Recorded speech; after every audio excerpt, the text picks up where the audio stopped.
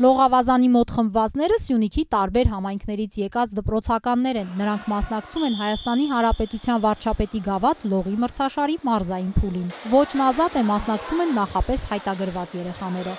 Այսօր առաջին անգամ Կապանում անցեկացվում Հայաստանի Հանրապետության վարչապետի գավաթի լողի մրցաշարի մարզային փուլը ինսպորտ համալիրում։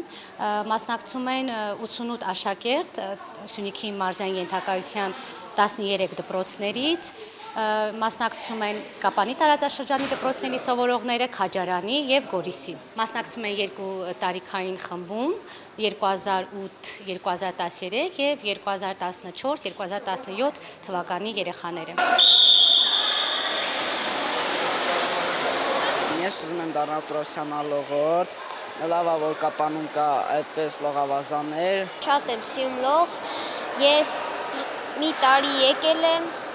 եւ այսօր առաջին անգամ ես մասնակցում եմ մրցույթ։ Լողը օգնում է առողջությանը, ես վերջերս նկատել եմ, որ քիչ եմ հիվանդանում լողի շնորհիվ։ Երեխաները ոգևորված են, տարբեր պարապմունքների հաճախող կապանցիների ու քաջարանցիների ամենասիրելի մարզաձևն է լողը։ Գորիսեցի դպրոցականները սակայն մեծ մասամբ ինքնուս են։